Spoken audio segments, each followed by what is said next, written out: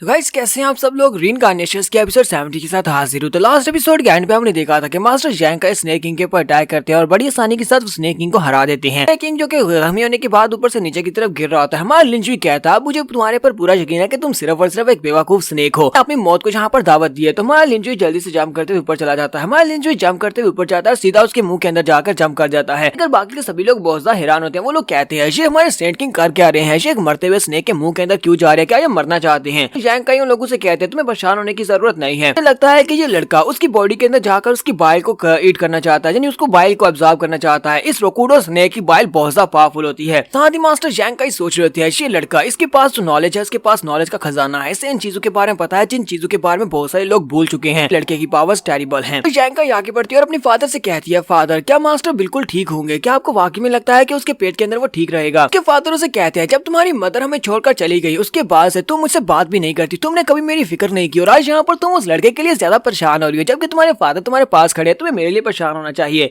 तो मिस जैंग उनसे कहती है फादर आपने मेरी कभी परवाह नहीं की, आप मुझे अकेले छोड़कर चले गए तो फिर मैं आपकी परवाह क्यों करूंगी। फादर उसे कहते हैं अच्छा ठीक है बेटा, तुम्हें यहाँ पर गुस्सा होने की जरूरत नहीं है, मेरी गलती थी, मैं तुम्हें अकेला छोड़कर चला गया। ठीक है लिंजुई बिल्कुल ठीक होगा, तुम्हें उसके लिए परेशान होने की जरूरत नहीं है। बड़ी देर के बाद दिखाते हैं कि स्नेक किंग जोर जोर से चिल्लाना शुरू कर देता है, अपना बड़ा सा मुंह खोलकर कहता है मेरे मुंह से बाहर निकलो, दफा हो जाओ, यहाँ से बाहर निकलो। छोटी आंटी ऊपर खड़ा देख रहा होता है और कहता है तो वाकई में एक बहुत बड़ी हार हुई, तुम तो यहाँ पर बड़ी आसानी से हार गए और मुझे लगा तुम मेरा साथ दे पाओगे, जबकि वो चिल्लाकर उससे कह रहा था मेरी मदद करो। छोटी आंटी कहता है क्या ये सारा भी इस लड़के का प्लान था, ये तो उसके मुंह के अंदर चला गया, पता नहीं अब वहाँ से क्या बनकर निकलेगा। स्नेक किंग की तरफ दिखाते हैं कि स्नेक किंग का मुंह बंद हो जाता है, उसका मुंह जैसे फटने लगा है, गुब्बारे की तरफ फूलना शुरू हो जाता है। इसी के साथ उसकी पूरी बॉडी वहाँ पर फट जाती है, गर्दन अलग हो जाती है और नीचे का हिस्सा अलग हो जाता है, क्योंकि उसकी बॉडी के अंदर से एक बड़ा सा गोल्डन बुड्ढा निकलता है। गोल्डन बुड्ढा जिसकी आधी बॉडी डीमन की होती है। देखकर मास्टर जैंग का भी बहुत हैरान होते हैं और कहते हैं ऐसा पॉसिबल ही नहीं है कि रीइंकार्नेशन राम का बंदा अपने लिए गोल्डन बॉडी को अचीव कर ले, इस लड़के के पास बुद्धा की गोल्डन बॉडी है। मिस जैंग ब्रदर किन से कहती है ब्रदर किन क्या तुम्हें पता है कि गोल्डन बॉडी क्या होती है, क्या तुम्हें इस बारे में कुछ पता है। तो उसे कहता है तो ब्रदर किन उसे कहता है गोल्डन बॉडी उस बॉडी को कहते हैं जो हम लोग अपनी बॉडी के अलावा एक एनर्जी से बनी हुई अलग से बाहर से एक बॉडी बना सकते हैं,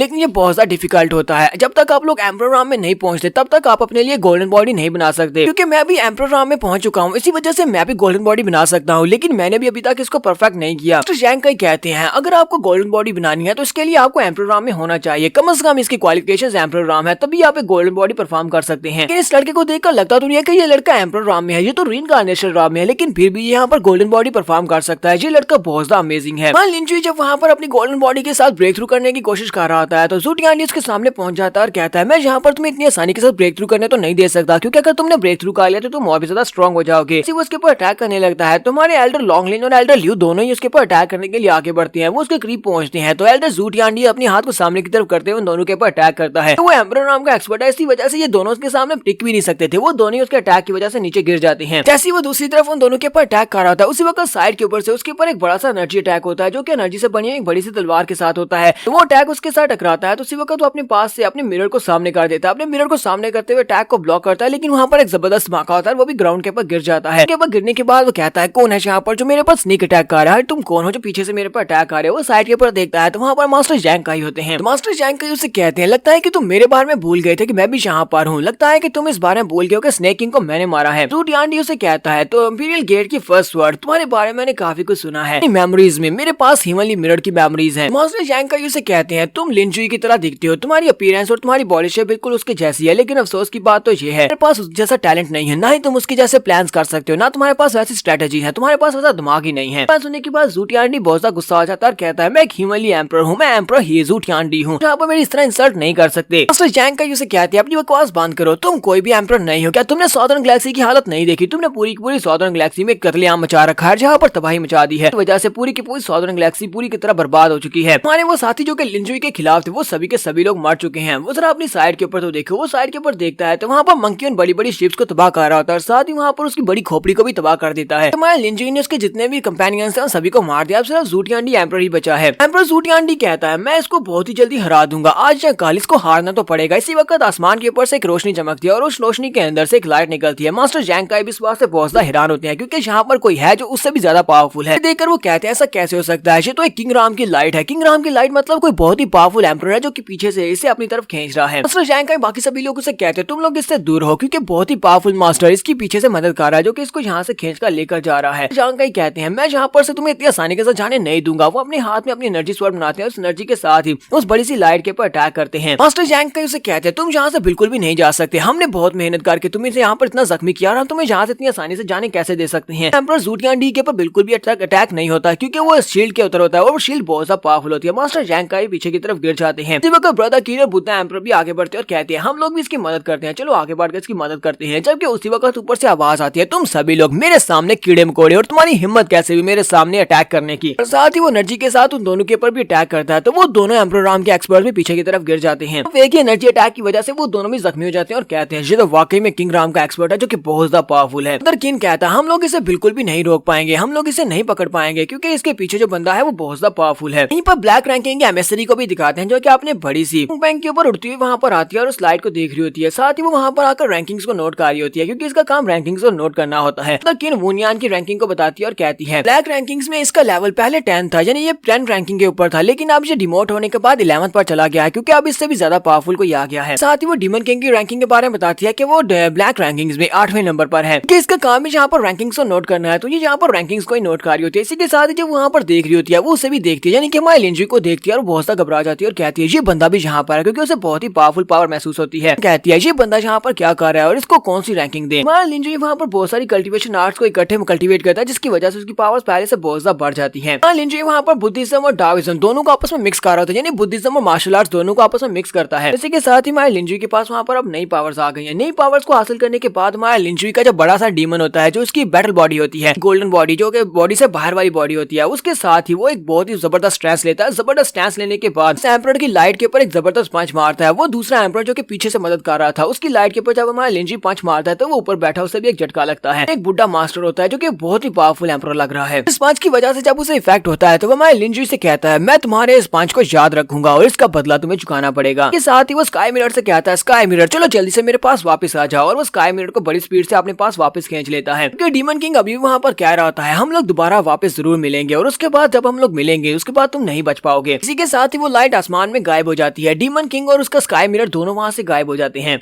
तो ब्लैक रैंकिंग की एमएसरी ऊपर की तरफ देख रही होती है और कहती है अभी भी यहाँ पर कौन आया था जो बहुत ही पावरफुल मास्टर था, मुझे लगता है कि उसकी पावर्स कम से कम किंग राम के दूसरे लेवल पर तो होंगी ही। लोग यहाँ पर उस पावरफुल मास्टर को किंग राम का मास्टर कह रहे हैं जबकि पहले यहाँ पर एम्परर राम का मास्टर कहा जा रहा था बाकी सभी को। तो मतलब ये हो सकता है कि एम्परर राम के बाद ये लोग किंग राम कह रहे हैं। किंग राम एम्परर राम से ज्यादा पावरफुल हो सकती है। ब्लैक रैंकिंग की एमएसरी कहती है जो भी पावरफुल बंदा है मुझे लगता है कि ये एम्परर गेट से एम्परर गेट गैलेक्सी का कोई पावरफुल एम्परर जहाँ पर सब कुछ कर सकता है। लिंजी वहाँ पर उसकी बात को काटते हुए कहता है ये सभी लोग इंपीरियल गेट के लोग तो कब कितना अरसा पहले जहाँ पर इन्फिल्ट्रेट कर चुके हैं। ये बात सुनने के बाद वो हैरान होती है। तुम्हारा लिंजी से कहता है तो उसकी बात तो यह है कि एम्परर्स रियन के दौरान में कुछ लोगों ने आपस में एक एग्रीमेंट बनाया था। वो एग्रीमेंट ये था कि एम्परर गेट के जितने भी एम्परर्स या फिर उनके डिसेंडेंट्स हैं वो कभी भी दूसरी गैलेक्सीज में नहीं जाएंगे। बारे में मैं जानता हूँ क्योंकि तुम जीथर एम्परर के पैलेस से हो। ब्लैक रैंकिंग के मिस्ट्री उसे कहती है अपनी बकवास बंद करो, हम लोग उन लोगों से बहुत ज्यादा अलग हैं, हम लोग वैसे बिल्कुल भी नहीं है। लिंजी से कहता है मुझे तुम्हारे जीथर एम्परर के बारे में अच्छी तरह से पता है। तुम्हारे जीथर एम्परर ने एक एग्रीमेंट किया था और उस एग्रीमेंट के मुताबिक वो कभी भी एम्परर गेट को छोड़कर नहीं गया, लेकिन ये बात उसके डिसेंडेंट्स के लिए बिल्कुल भी नहीं कही जा सकती कि उसके डिसेंडेंट्स सब कुछ कर पाएंगे या नहीं, उस एग्रीमेंट को कंप्लीट कर पाएंगे या नहीं। ब्लैक रैंकिंग के मिस्ट्री से कहती है तुम्हारी जुबान कुछ ज्यादा तेज चलती है, लेकिन मुझे लगता है कि तुम्हारे पास इतने स्किल्स नहीं है। तुम्हें लगता है कि वाकई में तुम एक स्किलफुल इंसान हो, तुम मुझे हरा सकते हो, तो ठीक है एम्परर गेट में चले आना, हमारे जीथरगार्ड गैलेक्सी में आना, वहां पर आकर मुझे चैलेंज करना। के साथ ही वो अपने फ्लाइंग कुनबैंक के ऊपर बैठकर वहां से चली जाती है। उसके चले जाने के बाद हमारा लिंजी वहां पर नीचे गिर जाता है। जैसे हमारा लिंजी गिरता है मास्टर जैंग का ब्रदर किन जल्दी से भागते हुए उसकी तरफ आगे बढ़ते हैं। ब्रदर किन भागता हुआ जाता है और जाकर उसको सहारा देते हुए पकड़ लेता है। फादर आगे बढ़ते हैं, जाकर उसकी पल्स को चेक करते हैं। वो उसकी पल्स को चेक कर रहे होते हैं तो मिस जैंग कहती है फादर इसको क्या हुआ, तो उसके फादर को एक बहुत बड़ा झटका लगता है। वो साथ ही कहते हैं जो तो मर चुका है। फादर ये वाली बात करते हैं, वो सारी की सारी लड़कियां बहुत ज्यादा घबरा जाती हैं और कहती हैं ऐसा नहीं हो सकता, ये नहीं मर सकता। साथ ही फादर हंसना शुरू कर देते हैं और कहते हैं मैं तो बस मजाक कर रहा था। ये बात सुनने के बाद वो सारी लड़कियां बहुत ज्यादा गुस्सा हो जाती हैं और कहती हैं फादर आप ऐसा कैसे कर सकते हैं, इस तरह की बकवास बात आपने कैसे की। तो मास्टर जैंग का उन लोगों से कहते हैं परेशान होने की जरूरत नहीं है, इसने यहाँ पर उस फाइनल ब्लो को देने के लिए अपनी कुछ ज्यादा एनर्जी को यूज कर दिया जिसकी वजह से यहाँ पर एक्सर्टेड हो गया है, यानी कि इसकी एनर्जी जाया हो गई। अब ये थोड़ी देर के लिए बेहोश रहेगा,